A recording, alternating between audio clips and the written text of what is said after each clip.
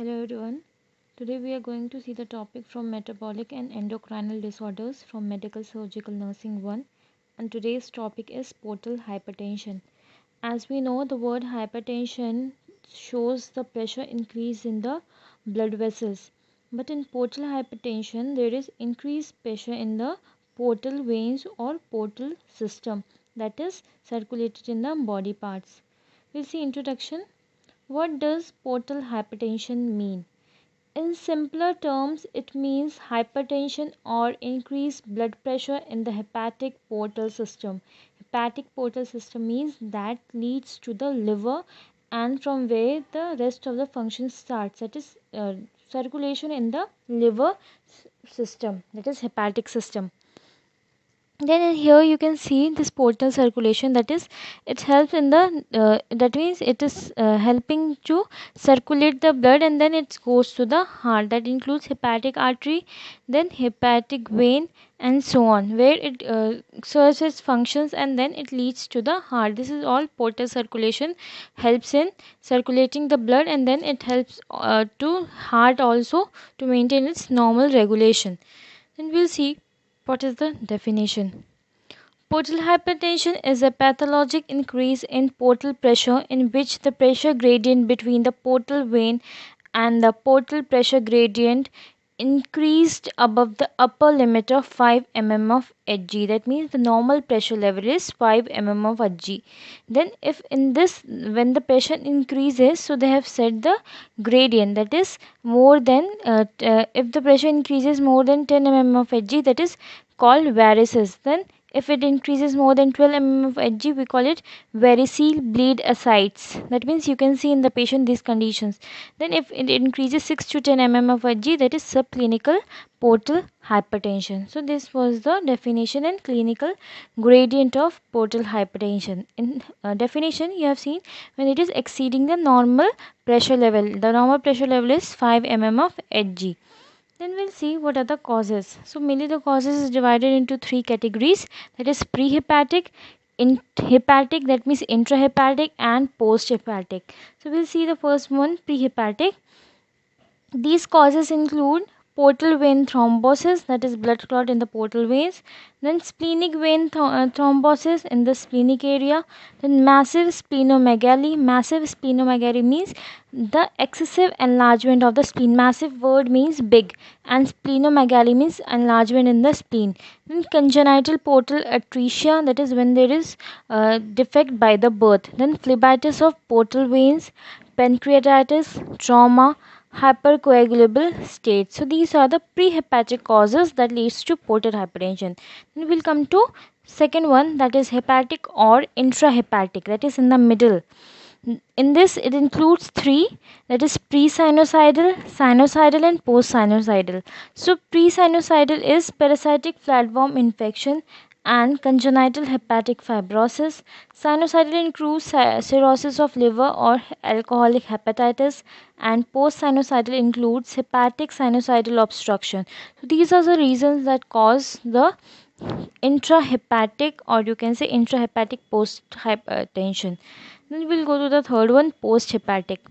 It includes Budd-Chiari syndrome, that is hepatic venous thrombosis, then inferior vena cava obstruction, cardiac causes like restrictive cardiomyopathy, restrictive pericarditis, severe congestive cardiac failure. So these are the reasons that causes portal hypertension in a human being, which mainly includes the hepatic system and cardiac system.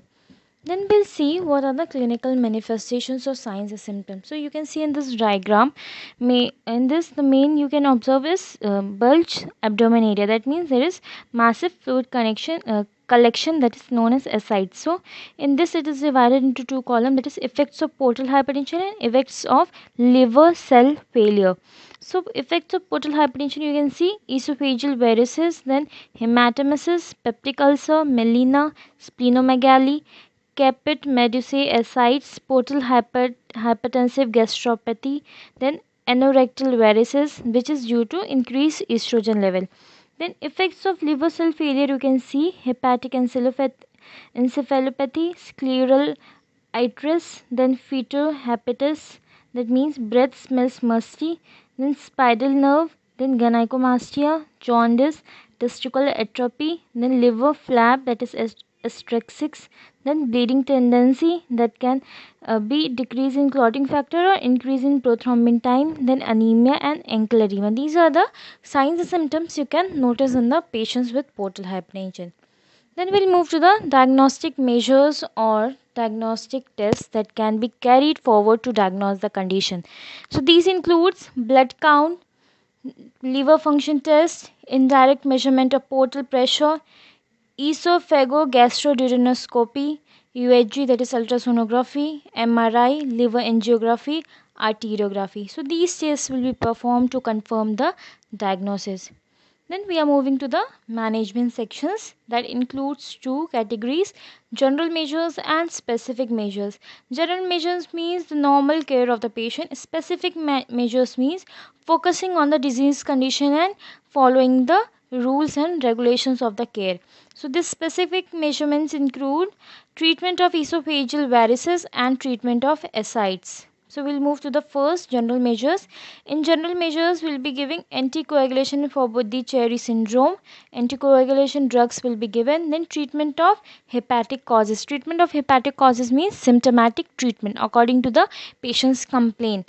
Then we'll move to the second one, that is specific treatment. In that specific treatment, the first one was management of bleeding varices. So in that, we have to first admit patient to ICU, secure 2 large bore IV lines, administer Ringal lactate, monitor vital signs and urine output, blood transfusion to be done, correct coagulopathy, then prevent hepatic encephalopathy. In that, bowel wash to decrease ammonia from gut, then lactulose acidifies colon, then oral neomycin 1 gram 6 hourly. It suppresses urease containing bacteria. Then we'll move to the next. In that, we'll do the endoscopic examination if bleeding is severe.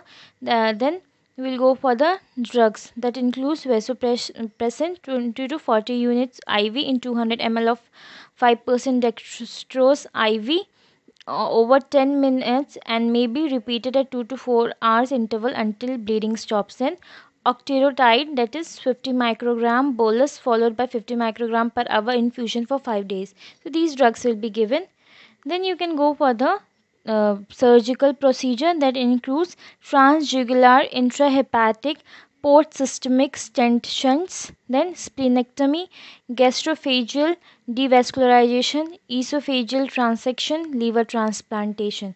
So these are the treatment for the first one, that is management of bleeding varices. So these all things will be done in those cases. Then we'll move to the second one, that is management of ascites. So in this management of ascites, you'll be doing salt restriction, stop alcohol, correct electrolyte imbalance, diuretic spironolactone will be given, IV albumin therapy will be given to the patient, then abdominal paracentesis, shunt surgery, then TIPS, that is transjugular intrahepatic post systemic shunt will be done, then liver transplantation is the last option. That is the basic or specific management you are going to give to the patient according to his conditions.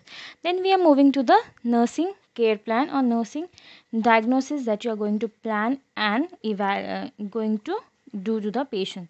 In that, the first one is excessive fluid volume related to compromised regulatory mechanism as evidenced by ascites or jugular vein distension or anasarca.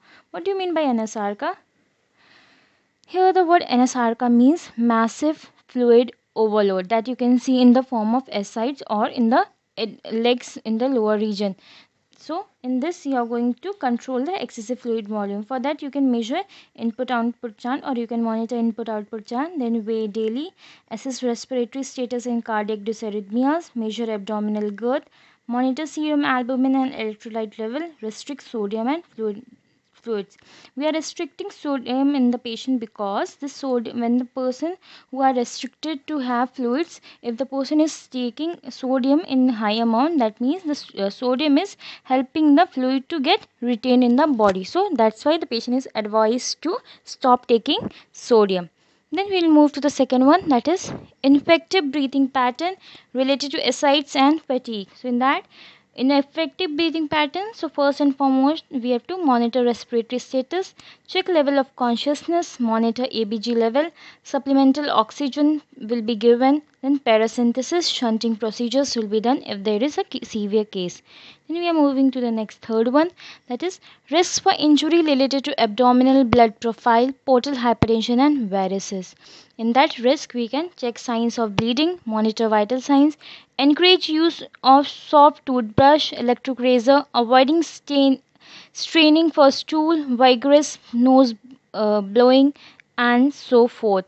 Use small needles for injections, supplemental vitamins like vitamin K, D, and C.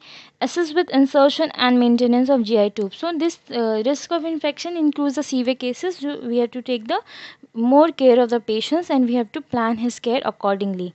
So in today's class we have seen about the portal hypertension, that means increased pressure in the portal veins or portal system. That has includes the three main causes, that is prehepatic, hepatic and posthepatic.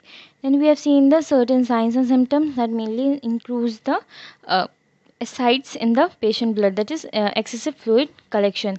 Then we have moved to the diagnostic procedures and we have seen the management, that management includes general measures and specific measures. Specific measures mainly include treatment of esophageal varices and treatment of ascites. So this can be done according to the patient's situation, how severe the patient is, or if he needs a basic treatment then the doctor will go for the basic treatment. So that's all for the today's class. Thank you to all the students.